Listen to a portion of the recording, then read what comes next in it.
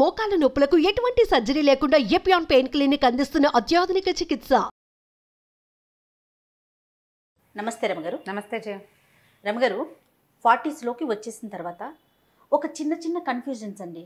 ఎలా అంటే కొంతమంది ఏమో చాలా అంటే అప్పటి వరకు ఉన్నవన్నీ వదిలేస్తారు. మనం ఏదో పెద్ద తరహా వచ్చేసింది, 40లోకి వచ్చేసాం కదా అనే ఒక ఫీల్లో ఒక మంచి చీర కట్టుకోవటం కానీ, అంటే కలర్ఫుల్గా కనిపించకపోవటం, డల్నెస్లోకి వచ్చేస్తారు కొంతమంది.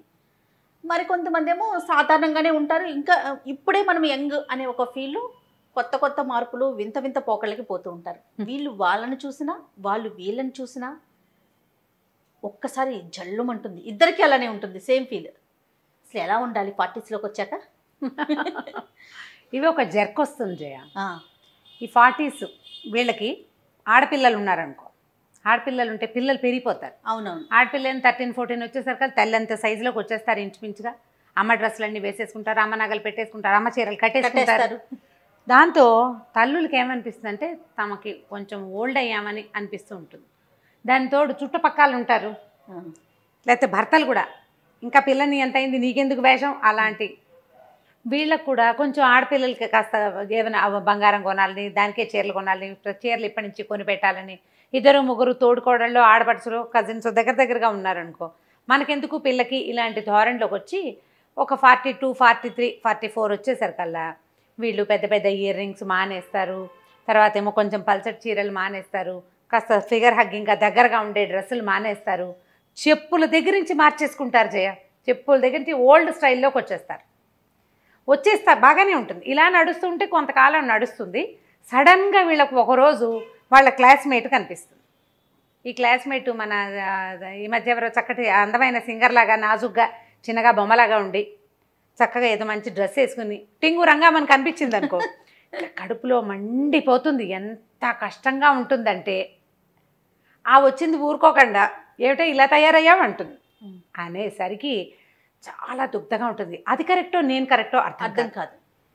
అలాగే ఉండాలా, ఇప్పుడే కదా మనం జీవించాలి అన్నట్టుగా ఉండాలా, లేకపోతే ఇట్లా కొంచెం పెద్ద మనిషి తరహాగా అని మనం అనుకుంటున్నాం కదా, ఈ తరహాలో ఉండాలా, మనకి ఎప్పటికీ అర్థం కాదు. అయితే రమగారు, ఉద్యోగాలు చేసే మహిళలను తీసుకుందాము. కనీసం ఒక 25-30 లోపు పెళ్ళయింది అనుకుందాం. 30 నుంచి 40 లోపు పిల్లలు పుట్టడం, మళ్ళీ మన బాడీ మనకి వచ్చే అవకాశాలు రావటం, 1-2 డెలివరీస్, ఈ కార్యక్రమాలన్నీ అయిపోతాయి కదా. 40 దగ్గర పడుతున్న దగ్గర నుంచే మన ఫిగర్ మీద మనం కాన్సన్ట్రేట్ చేయగలుగుతాం. ఎవరు ఉద్యోగాలు చేసే మహిళల సంగతి నేను చెప్తున్నా.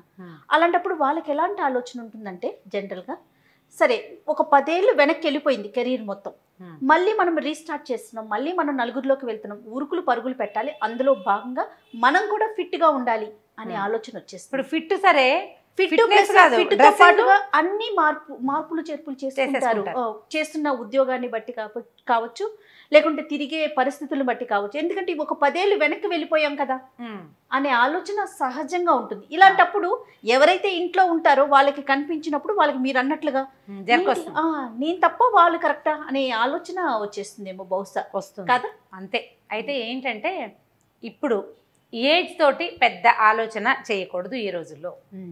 ప్రస్తుత సమాజం ఎట్లా ఉందంటే, ఇప్పుడు ఏజ్ తోటి సంబంధం లేకుండా నువ్వు గౌన్ వేసుకుని తిరగమని చెప్పరు ఎవరు. చిన్నపిల్లలాగా ఫ్రాక్ వేసుకుని తిరగలేము. కాకపోతే ఈ రోజులకు తగినట్టుగా ఎంతో కొంత మనం స్టైలిష్గా ఉండొచ్చు.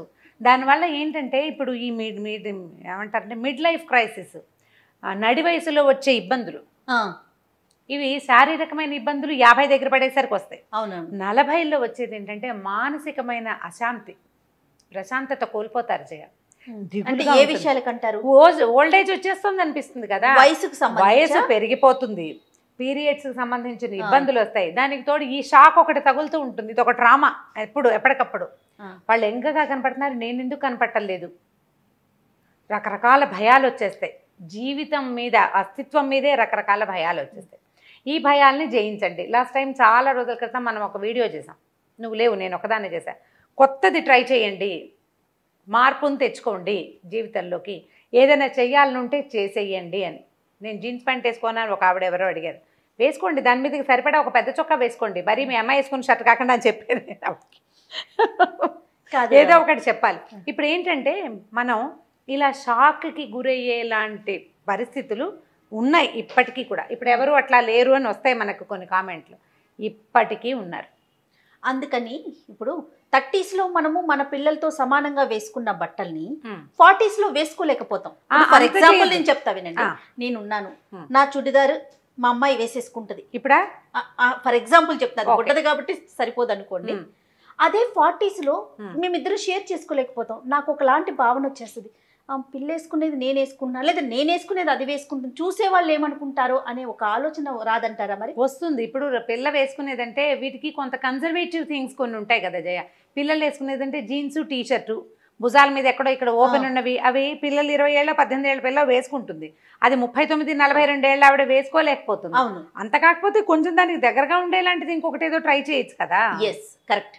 మనకు అనుగుణంగా మనం వేసుకోవచ్చు. ఇప్పుడు ఏంటంటే 45 రాగానే మీరు ఓల్డ్ అయిపోయినట్టు కాదు. 55 వస్తే కొంచెం పెద్దవాళ్ళు అన్నట్టు, ఓల్డ్ కాదు. 55 కూడా ఓల్డ్ కాదు జయ. ఇప్పుడు సినిమాటిక్గా మనం పేజ్ 3లో కనపడే వాళ్ళలాగా చేయలేకపోతాం. కానీ మీకు మీ మనసుకి తగినట్టుగా, వయసు అని చెప్పట్లేదు, మీ మనసుకి తగినట్టుగా మీకు భావాలు కనుక కొంచెం మామూలు భావాలు ఉంటే దానికి తగ్గట్టు ట్రై చేయండి. మీకు జర్క్ తగిలి ఎవరైనా షాక్ ఇచ్చి మీకు వాళ్ళలాగా మీరు చేస్తే ఓవర్ యాక్షన్ చేసినట్టు ఉంటుంది. అలా కాకుండా మీరు 30s నుంచి 40sకి ప్రయాణం చేసేటప్పుడు ప్రయాణాన్ని ఏజ్ దానంతట అది పోతుంది. మీరు ఈ డ్రెస్లో నుంచి ఒక ముతక చీరలోకి జంప్ అయిపోవద్దు, ఒకేసారి జంప్ అవ్వకండి, స్లోగా తీసుకురండి చేంజ్.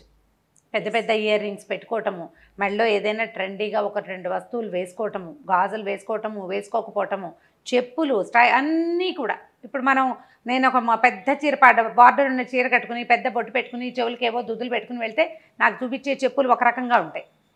నేను కొంచెం సన్నటి చీర బాగా నైస్గా ఉన్న చీర కట్టుకుని వెళ్ళాను అనుకో, చెప్పులు వేరేవి చూపిస్తారు. మీరు చెప్పుల షాప్ దగ్గర నుంచి చూడండి, ప్రతి చోట అలాగే ఉంటుంది. మనల్ని బట్టే కదా. ఒకవేళ ఇలాంటి జర్క్ కనుక మీరు తగిలితే ఒకేసారి వాళ్ళ దాకా వెళ్ళిపోకుండా మీ నుంచి మీరు కొంచెం వెనక్కి రండి.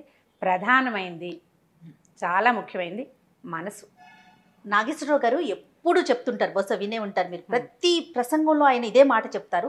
70s కూడా ఇదే మాట రమ్మగారు, వయసు వచ్చింది నా శరీరానికి, మనసుకు కాదు. అంతే పదే ఈ మాట నాకు ఎంత గుర్తో. మన మనసు అది కదా ప్రధానం. ఇప్పుడు జర్క్ తినేది శరీరం కాదు, మనసే. ఎవరినైనా చూడంగానే జర్క్ అయిపో, మనం ఒకేసారి బెంగ వచ్చేస్తుంది మన మీద. మనకి ఇదేంట్రా దేవుడా వీళ్ళు ఇంత బాగున్నారు, నేనేమిటి ఇలా ముసలం అయిపోయానండి. సడన్గా మీరు మేకప్ మార్చేస్తే వెగటుగా ఉంటుంది. అందుకని జర్క్ తీసుకోవద్దు, జర్కుల్లోకి వెళ్ళకండి. హుందా అయిన ప్రవర్తనతోటి ఉండండి.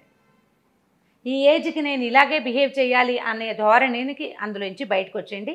ఈరోజు అట్లా లేదు, అందుకని ఇప్పటి వేషాలు కూడా వేయకూడదు. ఆ మాట ముందే చెప్పాను, హుందాగా అని చెప్పాను, ఆ పదం చెప్పాం కదా. ఇప్పుడు దీంట్లో హుందా ఎంత హుందాగా అనేది దట్స్ అప్ టు యూ. నీ యొక్క పరిస్థితి, నీ ఆర్థిక పరిస్థితి, నీ యొక్క సామాజికమైన పరిస్థితి, మనం తిరిగే మన సర్కిల్, మన ఫ్రెండ్స్, మన సర్కిల్. ప్రధానమైనది ఏంటంటే జయ, ఇదివరకటికి ఇప్పటికి తేడా ఎక్కడొచ్చిందంటే చెప్పనా, మనం అమీర్పేటలో ఉన్నాం అనుకుందాం.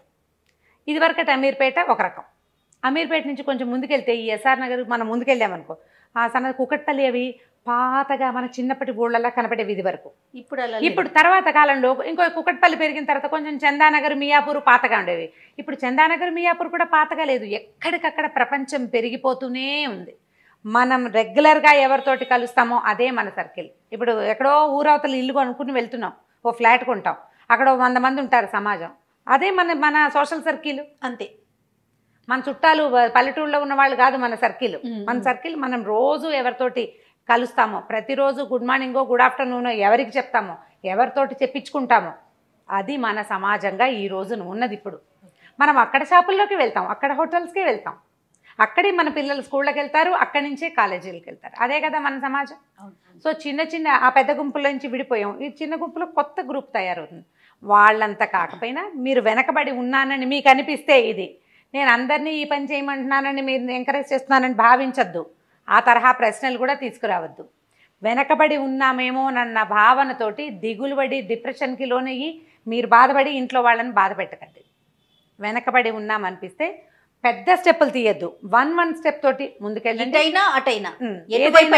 ఏదైనా సరే ఒక స్టెప్, స్లోగా స్టెప్స్లో, బేబీ స్టెప్స్లో నుంచి పెద్ద స్టెప్పులు వెళ్ళండి నిదానంగా.